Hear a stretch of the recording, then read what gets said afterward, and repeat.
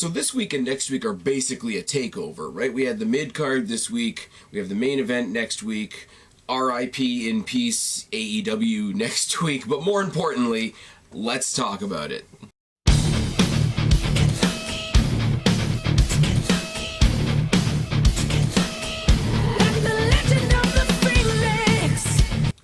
It took me 3 takes just to do the beginning bit, so let's see how the rest of it goes. What's going on, everybody? It's your buddy, it's your pal, Spaz Phoenix, the YWC Reality Check, here with your NXT review for December 11th, 2019. I can't speak. I am tired as fuck, guys.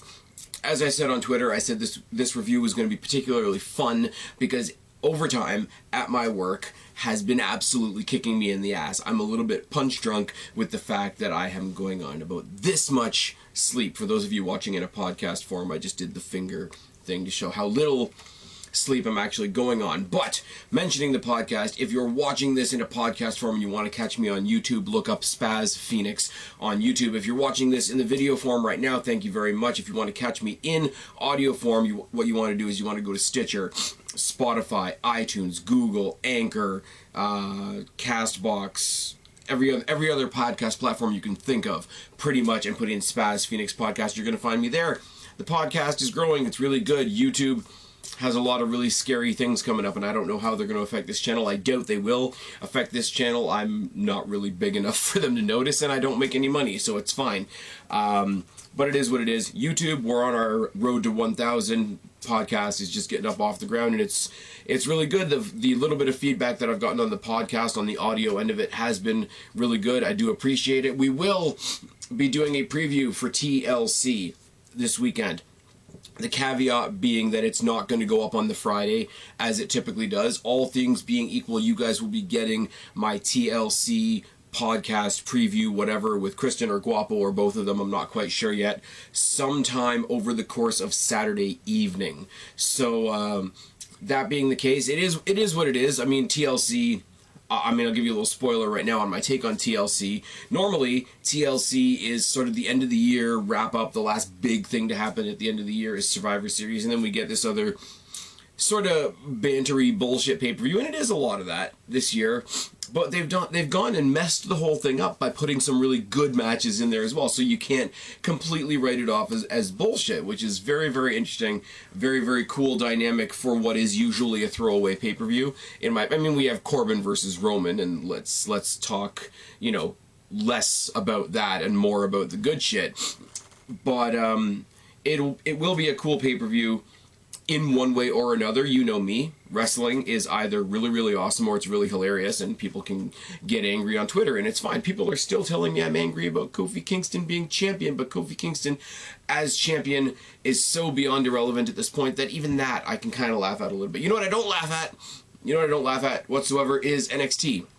So let's just go right into NXT. Not much house cleaning to talk about this week, so we skipped it, pretty much. We do the typical video ramp up at the beginning of the show like they usually do, and as I've said in the past couple of weeks, they're really, really good at it. But what's even better is when you break that mold and you do, remember with SummerSlam a couple of years ago, several years ago now, when basically the opening package of SummerSlam was interrupted by DX, and it was just Shawn Michaels and Triple H basically fucking around. Basically, they did that here, except they interrupted the opening package because the main event tonight is the triple threat match. The main event to see who's going to face Adam Cole. I'm an idiot, and I'm very tired. Please bear with me. So Adam Cole interrupted the opening segment and talked about how much bullshit it is. William Regal's putting him in a bad position and he has to defend his title. Rah. I mean, at least he's taking on a legitimate competitor and not Luke Perry's kid. Just putting it out there. But it's good. It did its job. It hyped up Keith Lee, Finn Balor, and Tommaso Ciampa. So we went from there. We started off hot this week with the NXT Cruiserweight Championship, and it was indeed Lio Rush versus Angel Garza. We got a brief recap from Mauro Ranallo, all the issues between Angel Garza and Lio Rush, Angel Garza with his affinity for taking off his pants in front of Lio Rush's family, all the attacks back and forth backstage. Apparently something happened on 205 Live, but nobody watches 205 Live, so it's fine. They do the spotlight introductions like they do for all the title matches on NXT. I think it's cool that not only do they bring the lights down so that the focus is in the ring. They do the spotlights because that's where the focus is, but they also have the projection of the NXT logo in the ring. That's a small, minute thing, but it does make a difference, and it does look really, really cool. Now, during these introductions, we got a cheap shot by Rush on Garza to start the match. They brawl on the outside, they go back in. There's a spear through the ropes by Garza, and Garza eats the steps. Now, the cool thing about this is commentary does a great job pointing out the fact that this is sort of out of the wheelhouse for both of these guys, because since coming back to NXT, the Cruiserweight Championship has really been sort of like the technical wrestler, the technical showcase title. There's not a whole lot of brawling and street fighting per se, and that's really, really cool. Garza perches Rush up in the ropes, pins his legs, pins his arms back, and slaps him a couple times before hitting him with a super kick. You know, instead of adding the insult to the injury, you added the injury to the insult. I thought that was a really cool thing. Body shots by Rush and some forearms and a high knee. Pop-up hangman by Garza just looked like Lio Rush got his head cut off of his shoulders, which is fine. Baseball slide dropkick by Garza, a lariat, and a seated abdominal stretch. A series of kicks by Rush returned by Garza, and a modified single leg crab by Garza, and right hands by Rush. Corner boot by Rush was really, really stiff. Snap power slam by Garza. Full Nelson by Garza. Head scissor takedown by Rush. Head scissor out of the ring by Rush, and a suicide back flip, which was, again, we get into the mode where a suicide dive or a suicide flip is you know, becoming the norm. It's like the new super kick. But this suicide backflip that he did was just absolutely incredible. Roundhouse by Rush, and I can't read my own writing. Roundhouse by Rush followed by right hands, because that's hard to say, apparently. Again, I'm going to say it a bunch of times. Please bear with me. I'm incredibly tired. Rush tries for the come-up, and Garza not only blocks it, but hits a come-up of his own, which is a nice little touch. You know, anything you can do, I can do better. You guys know I love that story, but it's especially good when what you are trying to do is your finisher, and I hit it and you don't. It's an acceleration of the story that I like. Instant by Rush and a top rope Spanish fly by Garza. Top rope Spanish fly sort of goes under the radar as far as spectacular maneuvers, does it not? They trade some punches on their knees. The punches turn to slaps, turn to headbutts as they get back to their feet. Super kick by Garza, spin kick by Rush. They both kind of fall down from the effects of each other's kicks and their own exhaustion. Both of these guys, for two high-flying, high-energy guys, these guys sold the exhaustion of the match that they were in, and it was really good. Rush hits the wing clipper on Garza, which is great. You can steal my move, I can steal your move. We're stepping up again that whole story of anything you can do, I can do better. Okay, you thought you could do my move better than me, I can do your move better than you. He does, in fact, hit the come up for a near fall. He hits the final hour on the outside, except he eats the knees of Garza. Garza tries to slip out, Garza slips into the ring, slips back, tries to slip back out of the ring. Lio Rush tries to stop him from sliding up out of the ring, and what is his downfall in this particular moment? What is Angel Garza's thing? What do we say all the time in every match? Angel Garza takes off his pants for reasons, and that's what keeps him from being pulled back into the ring by Lio Rush. Lio Rush tries to pull him back in the ring by the pants, and the pants come off and he goes out of the ring. Then we do the final hour spot to the outside, which misses. We get it back in the ring. Angel Garza not only hits the wing clipper successfully, but also turns the wing clipper into a submission and gets the fucking win.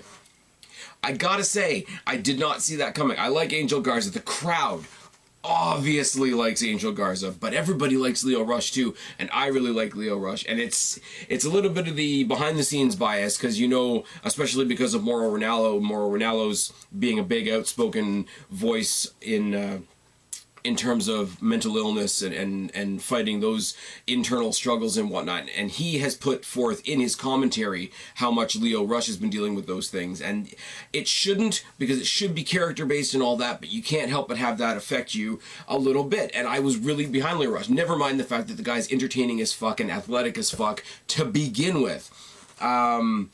Angel Garza gets the win. The crowd absolutely loves it. Now, we're going to come back to that in a second, but we go through a couple of video packages. We get the first of several video packages for next week for BALOR versus Ripley. As I said, they're treating this week and next week like a takeover, so the video packages were up next level tonight. And we know NXT, WWE, they're good with the video packages in general. These ones were just fucking great. These ones were more, this one was more focused on Baszler. We get to the one that's more focused on Ripley later on in the night. We see BALOR backstage talking about tonight's triple threat match, and he's just talking some, you know, my future will be my past, and I can't prove it, and it sounds like a really shitty thing to say, but as a heel, I feel like Finn Balor is trying to overemphasize his accent. And I'm not saying that that's a bad thing. It does add a particular effect to his promos, but I think it's being more put on than it was before. I could be wrong. I could be crazy. As I've said, and as I will say several more times,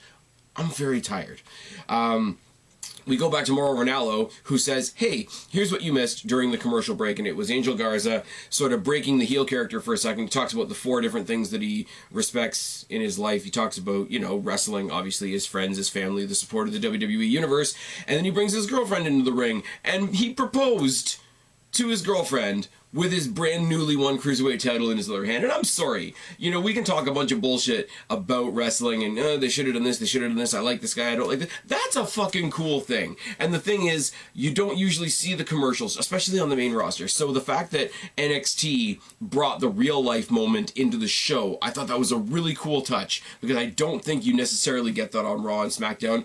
I think this felt like a very NXT move to share that, not only with the audience in-house at Full Sail, obviously they're there, they don't leave just because it's commercial, but for the crowd at home, especially the new fans watching on USA Network. My stream was shit tonight, by the way, we'll get into that later. And yeah, he proposed to his girlfriend, and she obviously said yes, and they made out for a couple minutes until the camera's cut, and it's all fine, it's all wonderful. Angel Garza is having a heck of a lot better time with his love life than, say, I don't know, Rusev. Moving on. Or Drake Maverick and what's her name? Renee Michelle? I don't know. Raul Mendoza versus Cameron Grimes. Now, gotta be honest with you. When they said, hey, coming up next is Raul Mendoza versus Cameron Grimes, I just wanted to write skip on this, because I'm sorry, I know Raul Mendoza is a great in-ring guy, but I don't care. And Cameron Grimes, I don't care, full stop.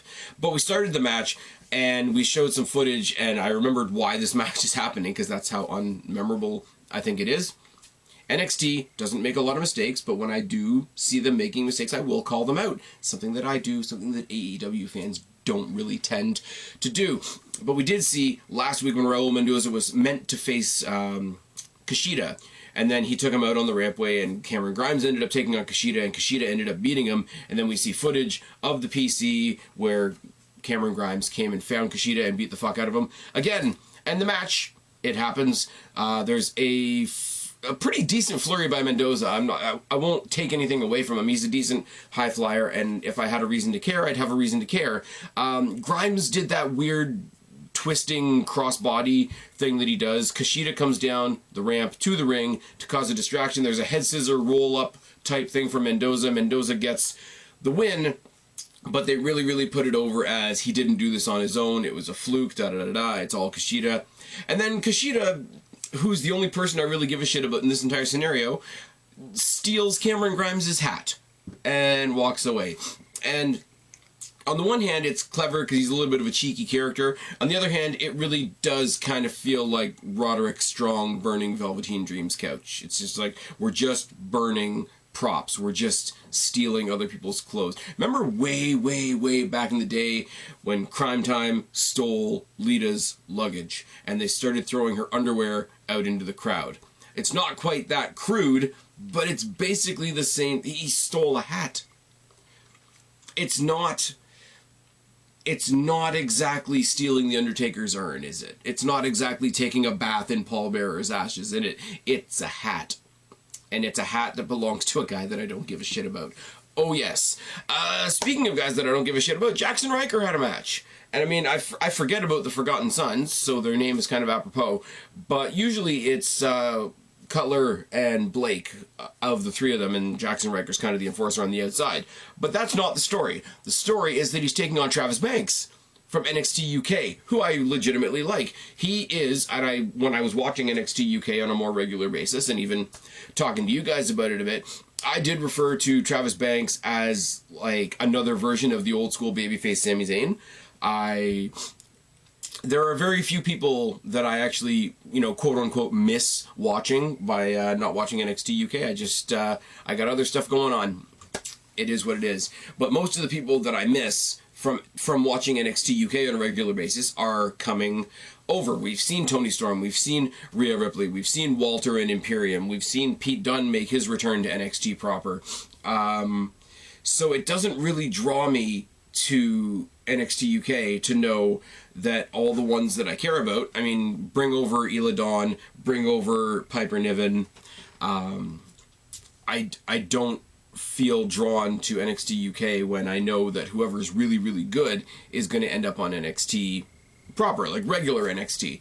It really does bring me to believe that eventually we're going to see Noam Dar mixing it up for the NXT Cruiserweight Championship, which I wouldn't mind in the slightest. But anyways, all this is to build up to the Worlds Collide show, which is happening Royal Rumble weekend, which I really am looking forward to because they really do seem to be putting a bit of a promotional machine behind it, whereas before it was just pre-taped random matches and so on and so forth. This is taking place, this is taking the place of a takeover on Royal Rumble weekend, because as we know, there's no takeover Royal Rumble weekend. We're getting NXT TakeOver Portland in February instead, and it's going to be a live show. So they've taken the Worlds Collide concept and they've made it much more valuable, in my personal opinion. And let's be real, NXT getting the proper spotlight on USA Network like it has now is going to give the guys from NXT UK a spotlight because they are still on the WWE Network, which not everybody has. So I think the Worlds Collide tournament is a giant everybody wins scenario. Now, I don't know why they didn't do this Survivor Series weekend when all the brands were facing each other, because it sort of feels like we're doing that again. But I really do like the idea. There's a pie face by Riker to start. They trade some shots. There's a suicide dive by Banks that gets blocked. Some corner chops by Riker. A springboard toss suplex by Riker and body shots by Banks. A corner drop kick by Banks and a cannonball. A double axe handle and a running knee by Riker. But a missile drop kick by Banks and the slice of heaven, which is this really cool modified head scissor thing that he does, gets the surprise win for Banks. And yes, I'm going to say it like I did when I did the NXT UK reviews. This is the only Banks win I care about. There is no other Banks on any other brand that I care about getting a win. This is the only Banks in WWE that should be winning matches. Banks. Anyways, let's move from that to something a little cooler, because what I didn't mention before, and it's staring me in the face right in my notes, is we had Mia Yim in the back talking about her match coming up with Dakota Kai tonight, how she cost her the chance to make history in the first ever Women's War Games match. Everything we already know. It's really good. We get Dakota Kai versus Mia Yim. There's a drop kick by Yim to start. There's forearms by Kai and a snapmare by both. They trade snapmares, which is a really, again, going back to the first match, you guys know, anything you can do, I can do better. I like that story. But dueling snapmares is a really interesting spot that I hadn't really thought of in that context. There's a trip by Yim and a tarantula and a second rope drop kick, a boot by Kai, an axe kick, and Kai eats the steps on the outside, followed by a running cannonball into the steps by Mia Yim. And I will say this in the most polite way possible, Dakota Kai is skinnier. Mia Yim is bigger. The cannonball from the larger opponent into the steel steps is an impressive looking spot. I don't care who the opponents are. I don't care what you think of either opponent. That is an impressive looking spot. We go to the commercial break because this is one of the ones that didn't give me a picture-in-picture. There's a couple of rolling dragon screws by the time we get back from the commercial break by Yim, a haluva kick by Kai, a stunner to the knee by Yim, which was really good because she got the leg that's braced and she put it over the shoulder. She stunned the inside part of the knee, which is all like soft tissue and tendon and all that shit. Excuse me. Overhead toss suplex by Yim and a back elbow and a code blue. Code blue got a near fall, by the way, which is really cool. Batista bomb by Kai, a series of kicks to the face, a German suplex with a bridge by Yim, followed by, I guess, her version of a recoil. Basically, it was a code breaker on one knee, just like it is with Ricochet, so we're going to call it the recoil. Sounds good? Sounds good. Boot by Kai, Yim eats the exposed turnbuckle bolt while the referee isn't looking. Quick roll-up win for Dakota Kai. But again, second time I'm going to say this tonight, that's not the real story. The real story is Mia Yim is pissed off that she got screwed out of another win. They brawl into the crowd. Mia Yim sets up some tables. They brawl up the stairs into the sound area, and she basically gives her, off of the sound area, what the commentators called a teardrop suplex. And I'm not sure what the clarification of that is, but basically, teardrop suplexes her off of the sound stage through 2 tables. And again, I hate to pick on size, but somebody as slight and petite as Dakota Kai is, she's athletic as hell, but she's probably one of the smallest women in the division. Taking that spot from an elevated position through 2 tables, again, is a pretty nice spot. Now, it looks like they shot the first table, not the second table, so they might have clipped their heads. I'm really hoping that that's not the case, because I like both these girls and I want to see them fight some more. Dakota Kai has a lot more people to answer to in this story, but really, really good. The match, as I say, I thought it was good because I'm invested in the characters involved. Take that out of the equation, this match would not set the world on fire, but the story after the match made up for anything that anybody else could say was lacking. Keith Lee in the back talking about the triple threat match. Tommaso Ciampa in the back talking about the triple threat match. Breezango versus the Singh brothers, and I've got a couple of notes on this match, but they don't matter because the match cut out halfway through. That's where my stream died. Breezango were out there dressed as nurses. I guess their entrance is just that they're always going to have different entrances. Their entrance started with a flatline. And because the music was different, this is the bummer thing about Breezango. If they're always going to have a different entrance, every now and then we're always going to question if somebody new is debuting. Or we're going to assume that it's just them doing another entrance when somebody else is actually debuting. And I will say, there's a debut that you guys know I'm looking very much forward to, and it is Shotzi Blackheart, who came from Destiny up the road here in Mississauga. Go back one video on my YouTube channel. If you're listening to this in audio, you're going to have to go to the YouTube channel for this. The last video I did before this one is the debut match of Shotzi Blackheart. I think she took on... Who the fuck did she take on now? Chelsea Green, I think, at a house show at NXT Jacksonville. And yeah, it's her debut. I'm really impressed because obviously they couldn't use her intro song Ballsy that she was using on the indies because I think that belongs to somebody else. WWE managed to get her some decent music. Now, somebody online told me that this is a default piece of music that they've used for a lot of people, but the added bonus in this case being I think it fits her. So I really can't wait till they show her on TV. I don't know when that's going to be. I have no insider info because I'm not a news guy. But yeah.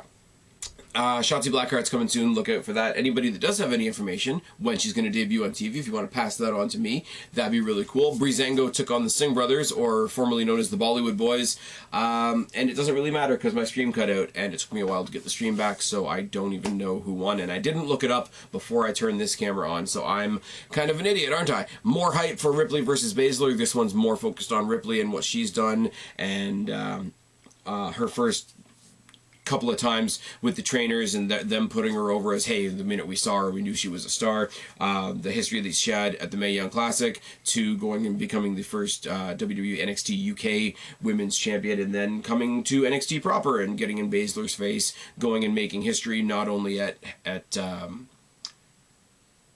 the hell is it called? Why is my brain not working? War Games, and then Survivor Series. Told you. Tired. Cut me some slack.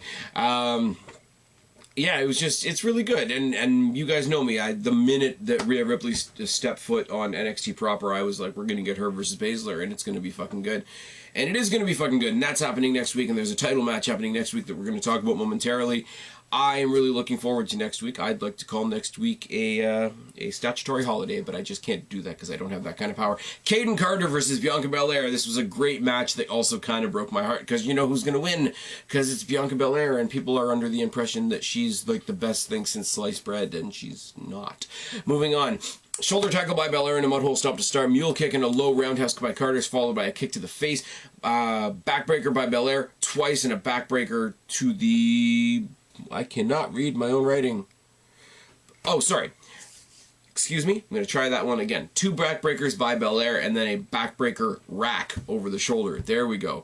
It looks like where I've written rack, I want to let you guys know how shit my writing is. Where I've written rack on the sheet here, it looks like it says Rachel.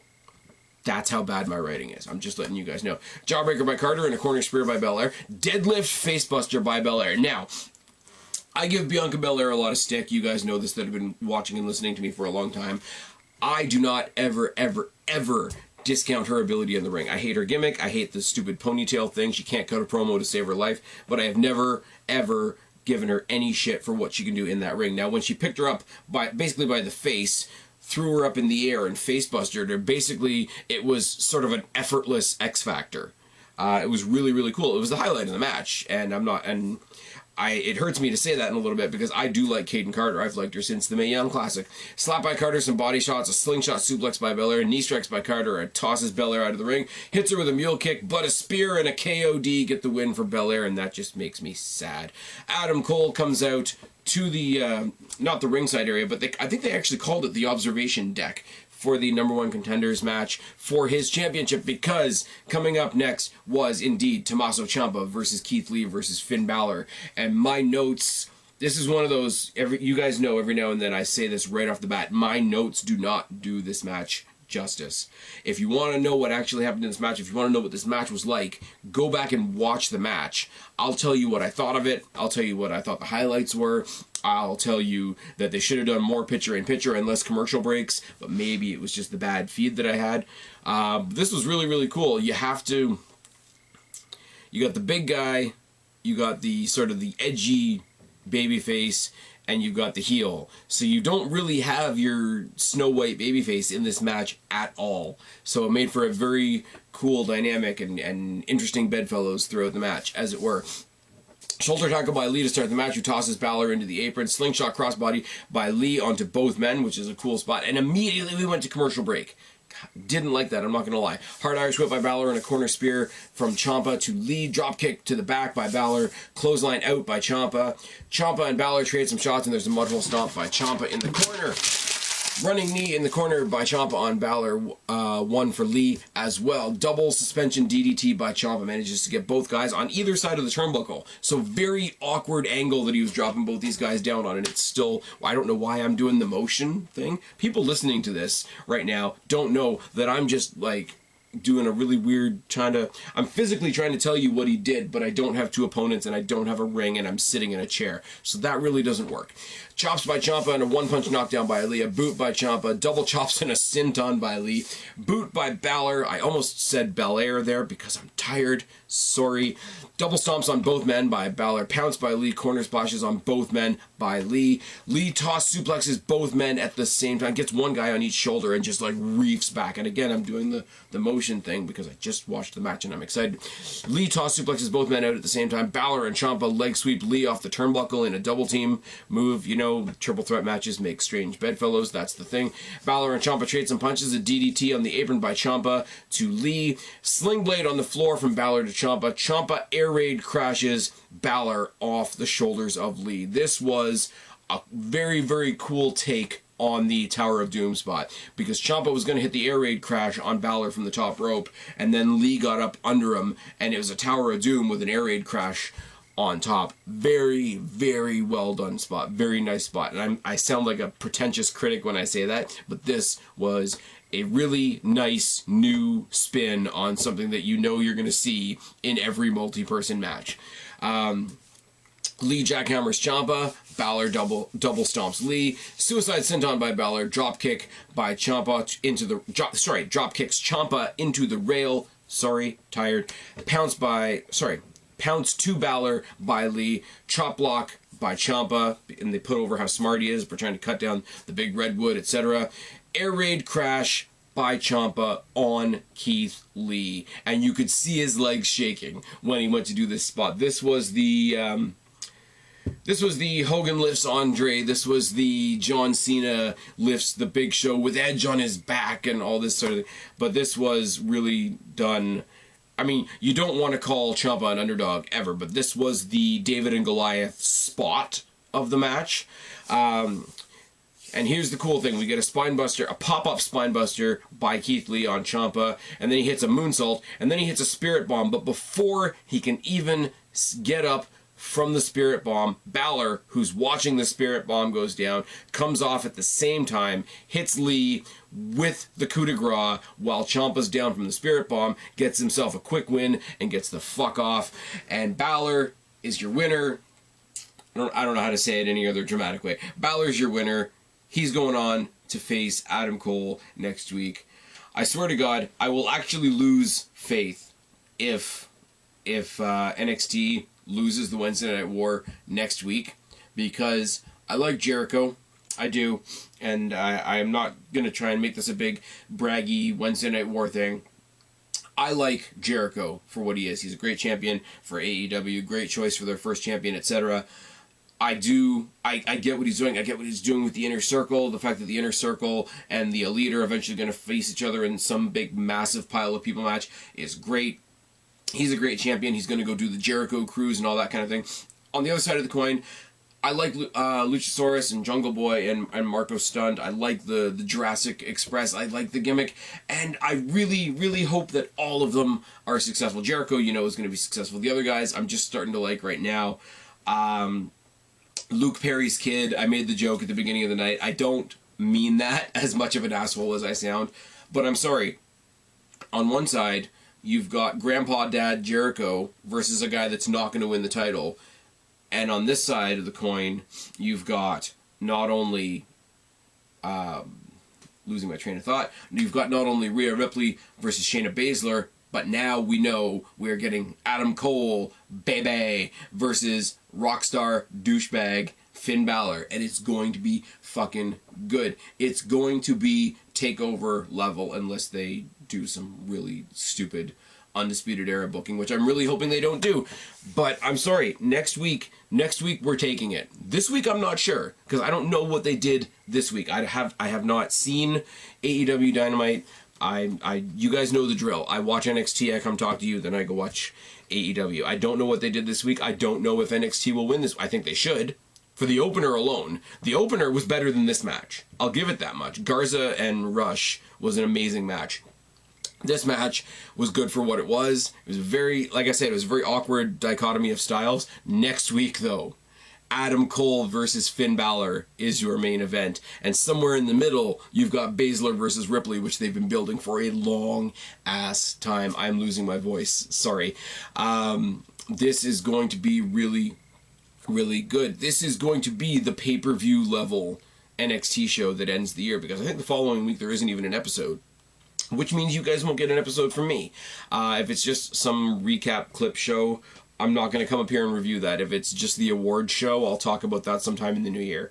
But yeah, next week is shaping up to be pretty fucking amazing.